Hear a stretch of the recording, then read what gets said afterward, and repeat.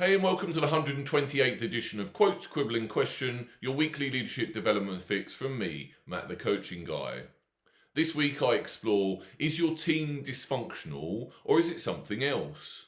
And I've lost count of the amount of times I've heard leaders say the team just isn't performing. And look, sometimes that's true, but more often than not, there's something else going on.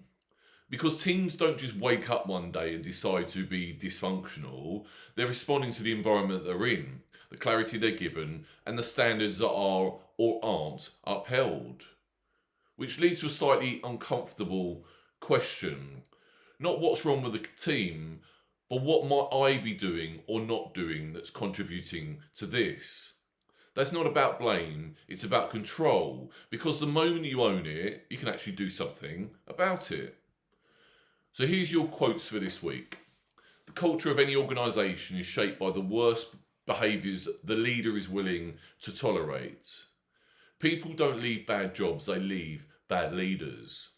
Clarity is kindness, confusion is dysfunction. And a team will rarely outperform the standards its leader is willing to walk past.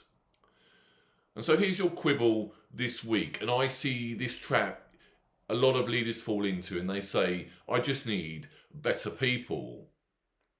Maybe, occasionally that's true, but in my experience, it's often a bit of a cop-out. Because before you swap the people out, it's worth asking these three questions. Have I actually made it clear about what good looks like? Have I created the right conditions for them to succeed?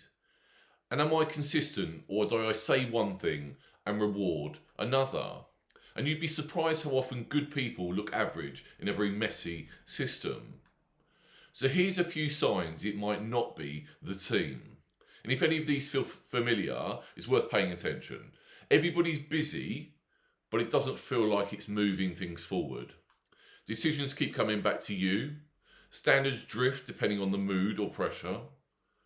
People wait rather than step up. Meetings feel heavy and unproductive, and the energy is just off. And none of this happens by accident. So how can you start to reset and do this quickly? You don't need a massive transformation plan either. You just need something small and deliberate. So here's some actions you can take. Get really clear again. What actually matters right now, strip it back to the top 2 or 3 priorities.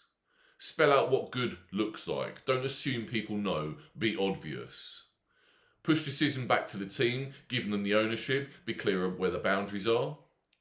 Tackle what you've been avoiding. There's usually one behaviour you'd let slide. Start there. Simplify how you work together. Fewer meetings, more outcomes. And finally, be consistent. This is a big one. What you tolerate will define everything. So here's your question for this week. Where might you unintentionally be creating the very problem you're frustrated by? It's not always a comfortable question, but it's a powerful one. Because the best leaders I work with aren't the ones with the perfect teams. They're the ones willing to look at themselves first. And that's where things start to change, because having a poor leadership operating system is where all the problems stem from. Rebuild this and everything changes into highly functional and high performing. So thanks for listening to this week's newsletter. If you have any other subjects you'd like to hear more about, do drop me an email at matt@thecoachingguy.co.uk.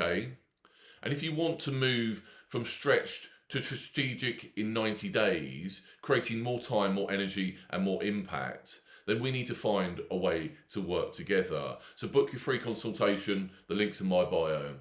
Have a great week. Bye for now.